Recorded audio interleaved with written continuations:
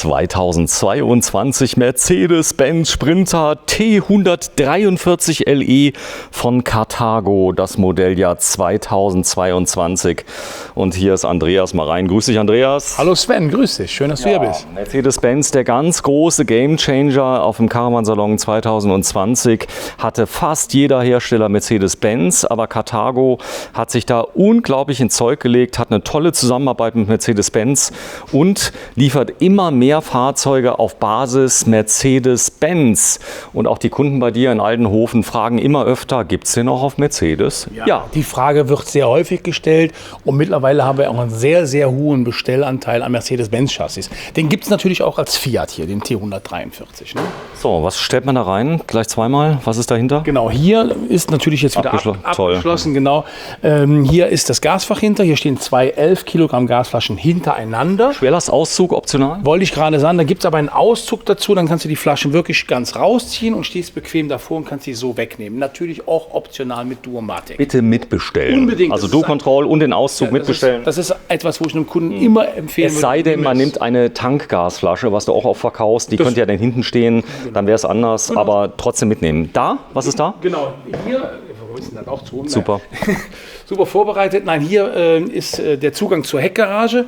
Achso, das sehen wir von der anderen Seite. Ganz genau, das sehen wir von der anderen Seite. Hier gibt es aber auch optional die gleich große Klappe wie auf der rechten Seite. Das wäre für mich auch etwas, wo ich sage, bitte unbedingt mitbestellen. Es ist viel bequemer, wenn man Fahrräder da drin hat, das von beiden Seiten ordentlich verzogen zu können. So, ich zeige mal gerade das Heck. Wir sind ein bisschen beschränkt hier vom Platz, aber ich habe ja einen riesen Weitwinkel und hier sieht man sehr schön der Mercedes-Benz-Stern auf der Heckseite. Allein dafür sterben Leute, dass sie sagen, hey, endlich mal Mercedes-Benz fahren, auch wenn es kein Taxi ist, ja, das ist so. Man muss sagen, viele kommen ins Reisemobil in Mercedes-Benz, die waren vorher, haben keine Mercedes-Benz gefahren, muss man ganz klar sagen. Die haben vielleicht einen Opel oder einen Audi oder was weiß ich und steigen jetzt ein und sind ganz überrascht, wenn die Fahrzeuge hier reinfahren in die Halle, die sind so leise, auch außen. Das ist so, ja.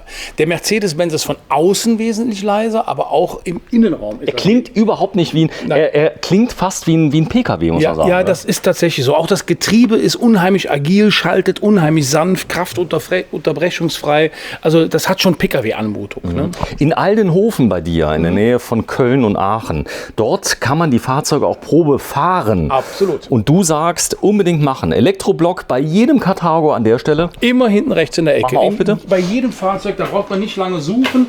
Kennst du einen Carthago, kennst es im Grunde genommen alle. Du hast hier ein Ladegerät verbaut, den Ladebooster, dann hier die 220 Volt Absicherung mit FI-Schalter und darunter dann den Sicherungsblock für die 12 Volt Anlage im Aufbau. Dann gibt es hier nochmal ganz praktischerweise eine 220 Volt Steckdose, wo du dann dein Pedelec hier in der Garage sicher laden kannst. So, jetzt ist hier eine kleine, was ist das hier, was drin ist? Hauptschalter? Nee. Da ist normalerweise ein Pushlock und der scheint wohl abhandengekommen zu sein. Worden zu sein. Genau. So, ich zeige mal gerade eine Besonderheit.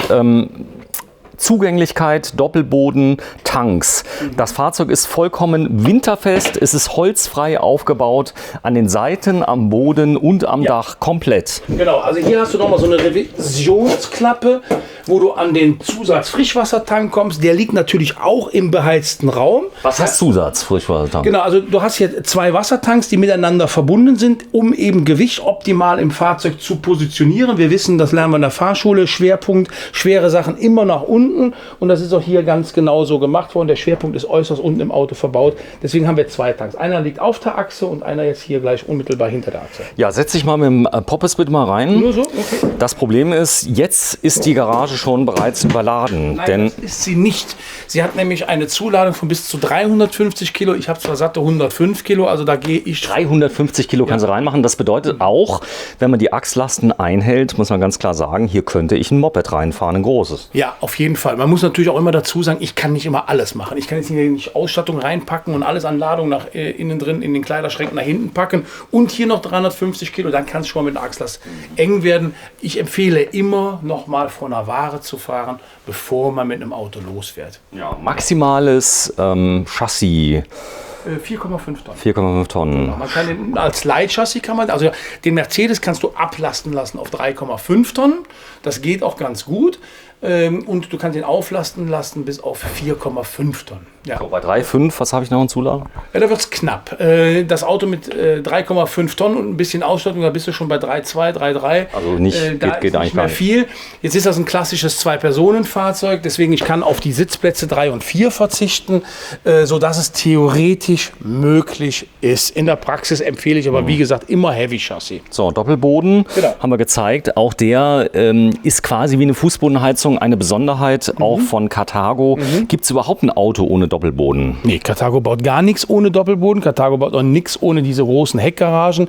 Das sind eben, ich sag mal, unsere USPs, unsere Marken-DNA, wo wir sagen, da legen wir einfach Wert drauf und das kriegt jedes Auto mit auf die Straße oder auf die Campingplätze. Unterschied Malibu, Carthago sehen von außen ähnlich aus. Es gibt wesentliche Unterschiede. Es ist Sogar im immer gleichen Band gebaut. Ja. gleichen Band gebaut, also sind ein bisschen günstiger, aber du sagst, wahlweise greifen Kunden oft zum Carthago, weil er kostet wenige tausend Euro mehr, hat dafür komplett holzfreien Aufbau, Ja. hat ein Tiefrahmenchassis, hat mehr Ladevolumen, Genau. also das ist schon, und du fährst halt ein Carthago, was für den Wiederverkaufswerte nichts gegen Malibu, aber Carthago ist so, ich sag mal so die Speerspitze auch im Carthago-Konzern. Ja, das ist so. Ich meine, Carthago ist im Grunde genommen die Mutter.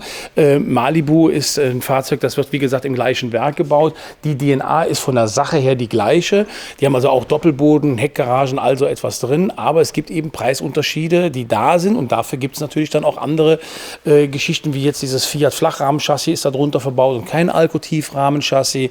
Der holzfreie Aufbau ist nicht so hundertprozentig gewährt, weil wir haben innen drin zumindest eine Holzplatte für die Isolierung da, wo der Carthago Aluminium halt. Und da gibt es noch ein paar andere Sachen, wo man jetzt Hier hast du zum Beispiel innen und außen hast du Alu, immer. Das ist also auch eine tolle Geschichte. Dann hast du hier Isolierungswerte, die sind wie beim KfW Passivhaus ja, fast. so ein KfW 55 Haus, genau. So, jetzt die Aufbautür 2022. Ja. Breit. Sehr breit, genau. Die ist um satte 5 cm gewachsen, ohne, das ist ganz wichtig, ohne dass der Innenraum irgendwo, dass ein Möbelstück eingekürzt würde oder sonst irgendwas. Ich weiß nicht, wie sie es hingekriegt haben. Es ist so, jetzt nicht mehr 58, sondern 63 cm. Großes Fenster halt dementsprechend drin. Natürlich mit Verdunklung und selbstverständlich ist hier auch ein Fliegengitter verbaut, so dass hier keine Moskitos reinkommen. Und das ist auch stabil, da kann ja mal ein Spatz gegenfliegen. Ne? Sehr schön. So, geh mal bitte rein. Gerne. Dann zeigst du mir mal bitte die DNA der Doppelboden. Wenn ich reinkomme, ich habe nicht nur Stauraum in den, ich sag mal, Kästen, die oben drüber sind, sondern ich habe irre viel Stauraum an der Stelle, Ja. wo ich auch wirklich schwere Sachen reinladen kann, tief. Und genau, du sagst es gerade, es ist ja sehr wichtig, dass ich einen Tiefpunkt nach unten bringe.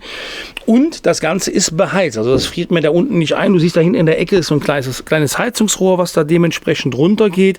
Da, wo du jetzt mit der Kamera drauf leuchtest, das ist die komplette Versorgungs- bzw. Entsorgungsgeschichte. Da kann ich Abwasser ablassen, da ist der Frostwächter dementsprechend drin. Und das Fach ist natürlich beleuchtet.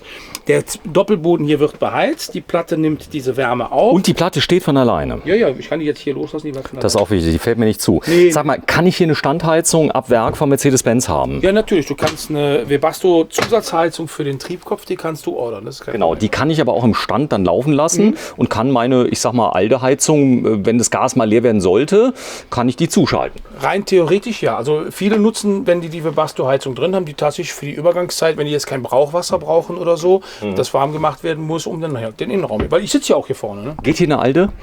Bei dem Grundriss nein. Nein, geht nicht. Also, das ist so. Es gibt Tourer, da geht es, aber der Grundriss eben nicht. Wie heißt dieses Stoff? Das ist Muster. Barcelona 21.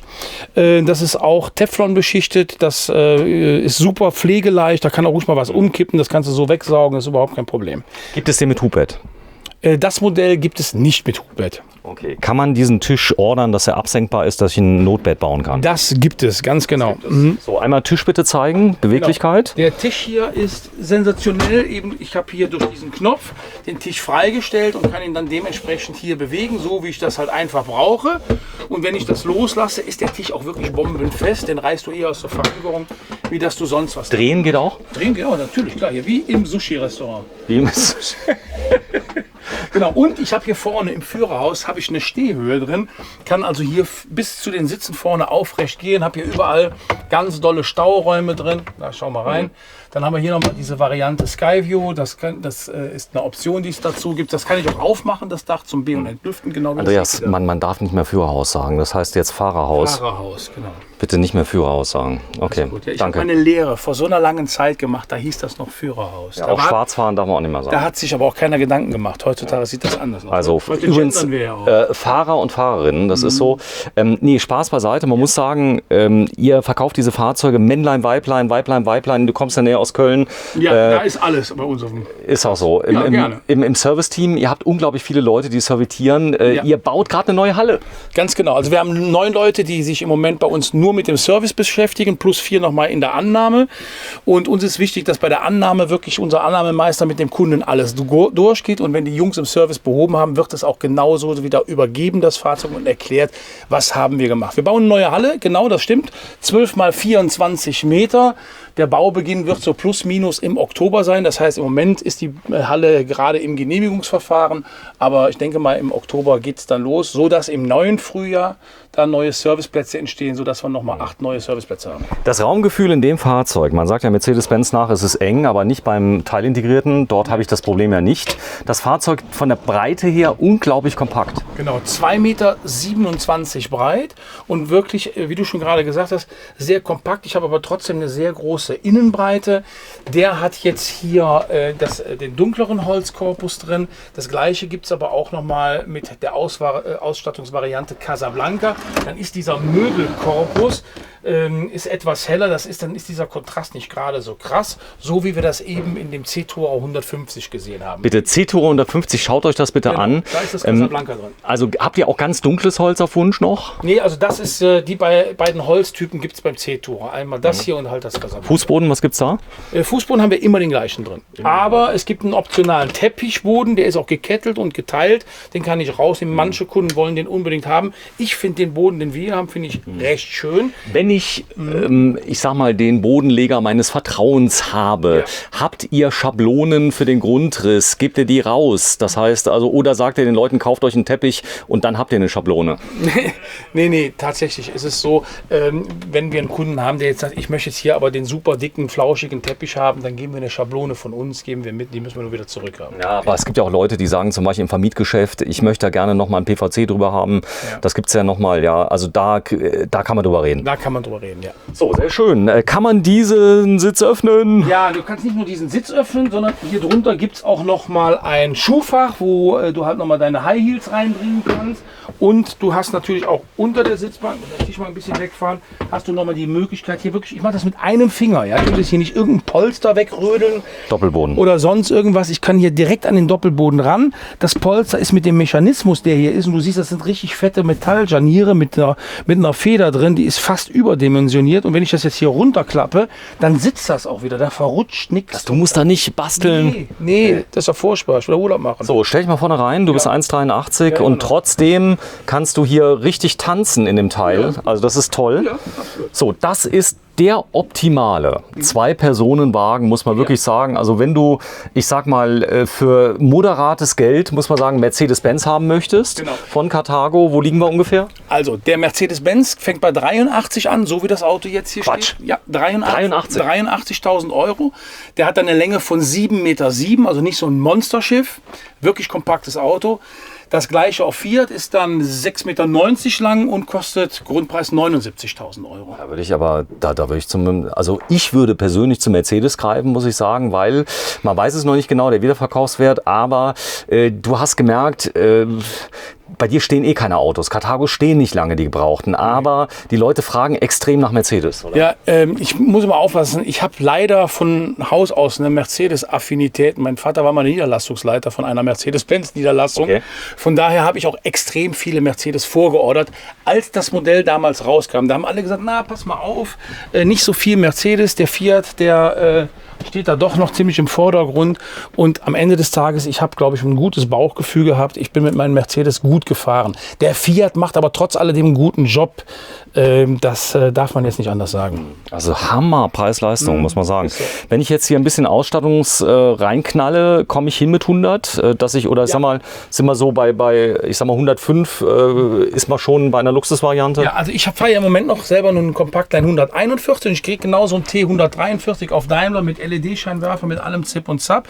Da gibt es noch Optionen, hier einen Backofen reinzumachen. Also ich habe bei mir wirklich einmal alles geordert, was geht, und mein Auto kostet ungefähr um die 107.000 Euro. Da ist wirklich alles drin, was geht. Klar, wenn ich einen Vorführwagen für mich zulasse, dann packe ich immer alles rein, um den Kunden das auch zu zeigen.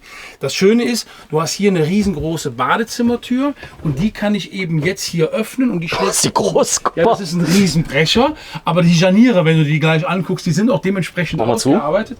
Und so habe ich hier im Grunde genommen eine Raumteilertüre, und wenn du jetzt hier auf der anderen Seite gewesen bist, du hast hier ein Badezimmer, das hast du in manchem Liner nicht. Weißt du was, wir fangen mal ganz kurz an mit der Küche, Ja, denn die Küche diesmal auf der linken Seite, Ja, genau. Bisschen anders wie bei anderen, aber tut der Offenheit unglaublich viel. Wenn du hinten liegst, leg dich mal hinten rein, Ja.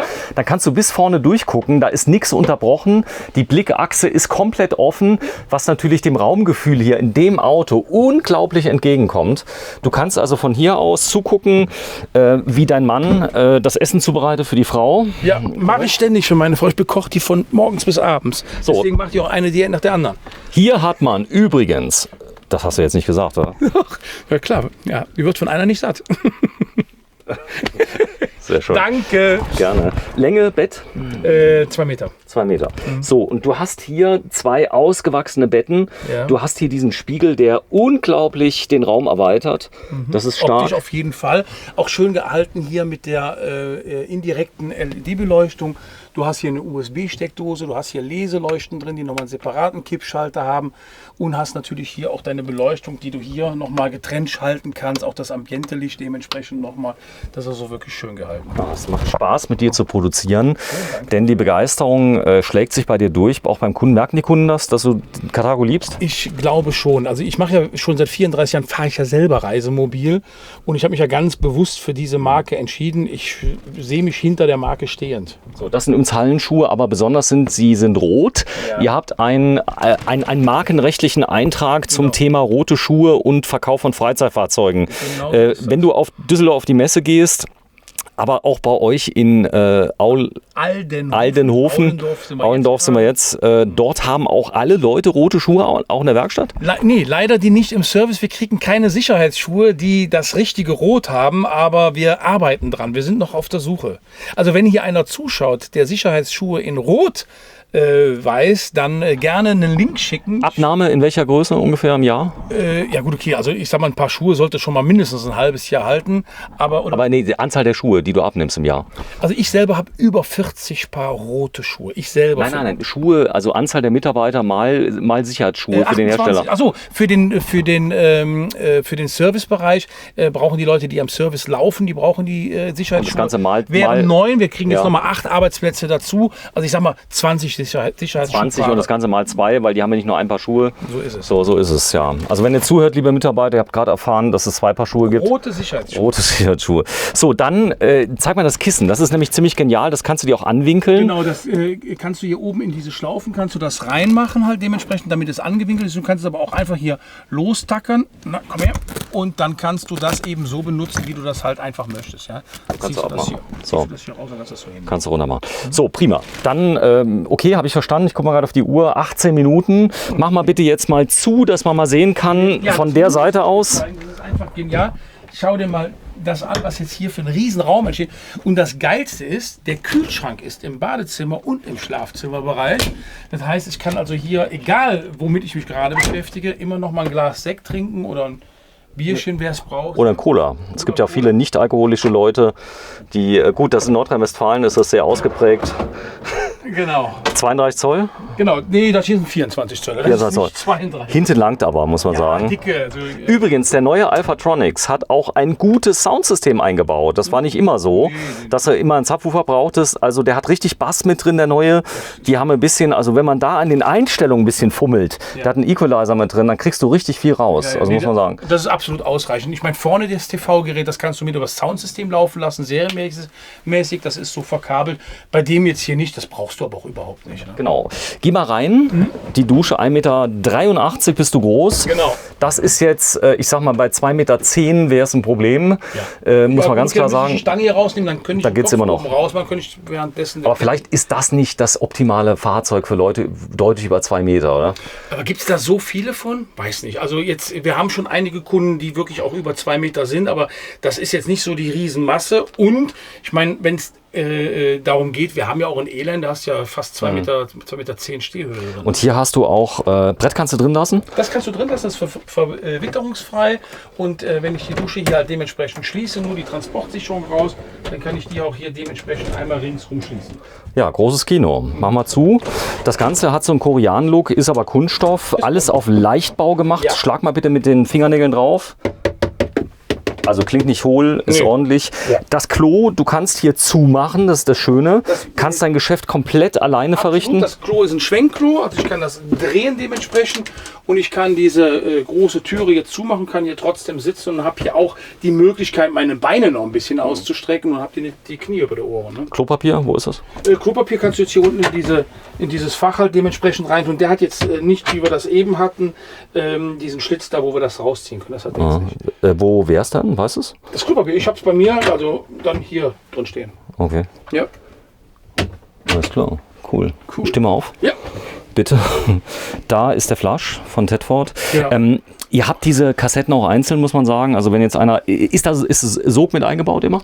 Alle Fahrzeuge von uns haben eine Sog-Toilettenentlüftung. Ja? Klär mal auf, die Leute, was ist Sog? Genau, das heißt also in dem Augenblick, wo ich diesen Schieber hier öffne, dann, das ist jetzt gerade der Hauptschalter aus. Ich müsste jetzt die Wasserpumpe einschalten, dann ist da Strom drauf.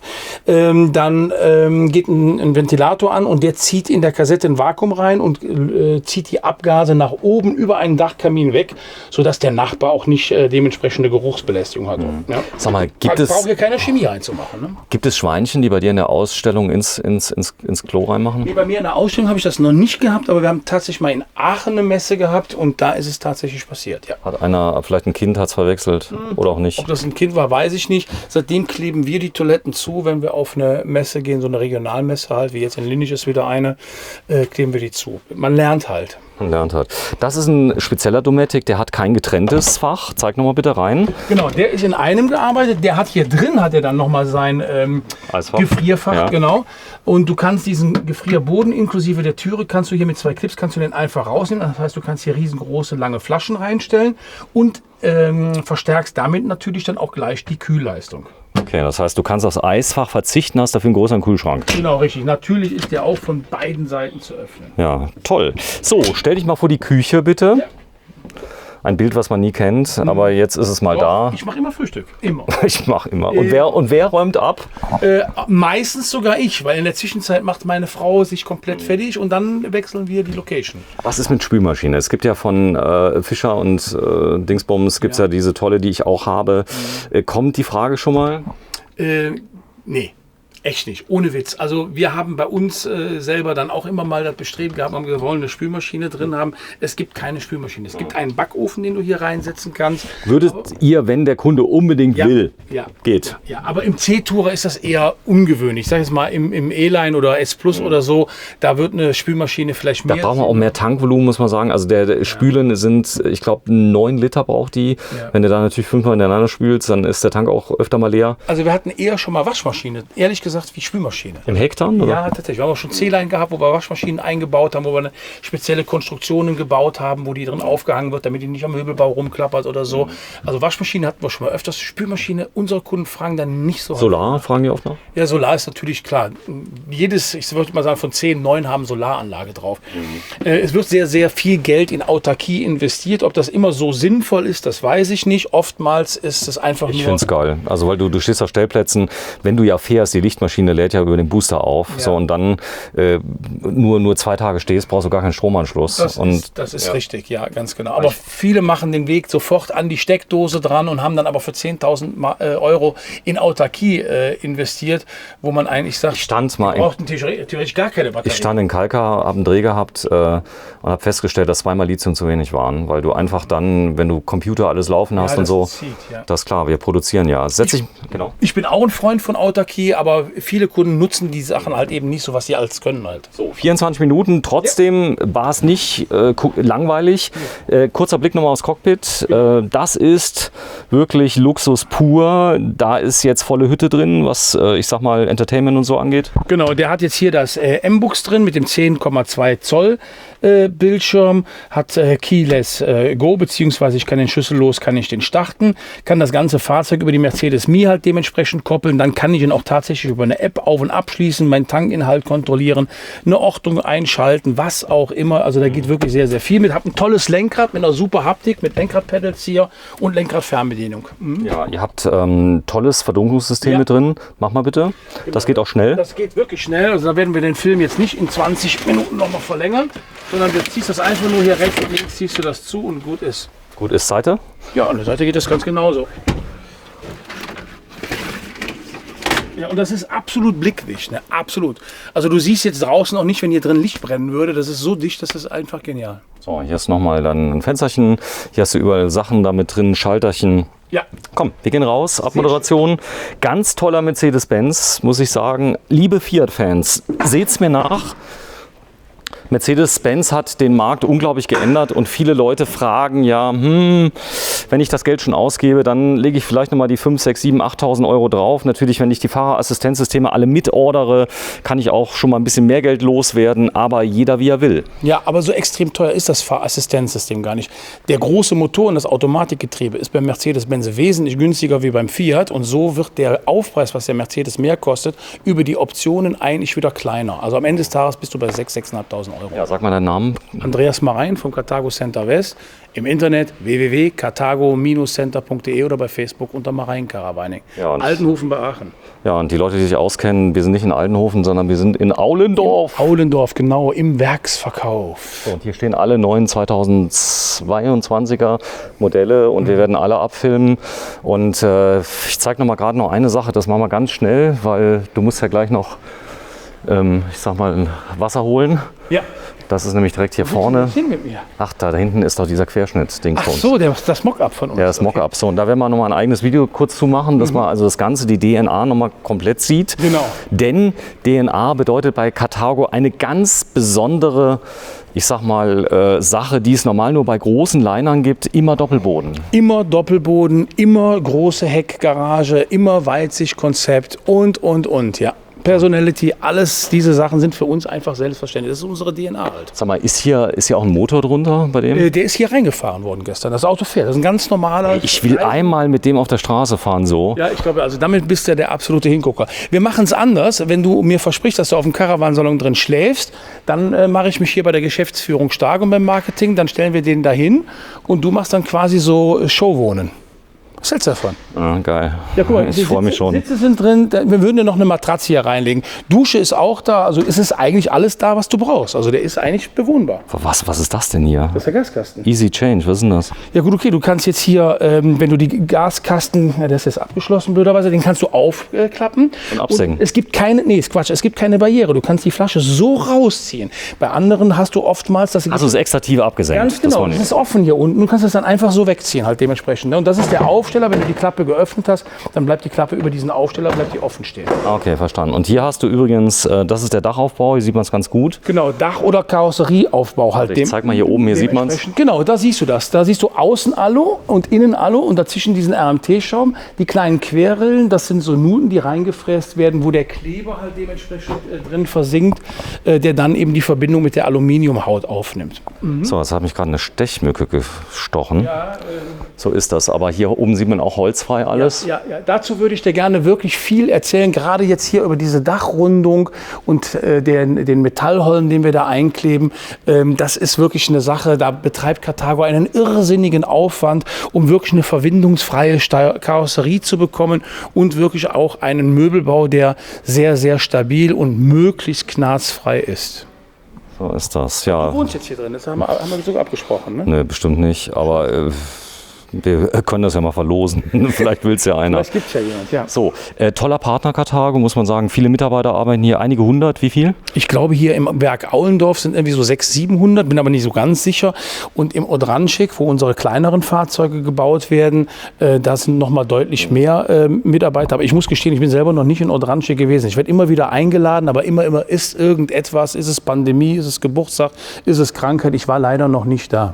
So ist es. So, und das Auto wird mit größter Wahrscheinlichkeit dann auch in Düsseldorf stehen.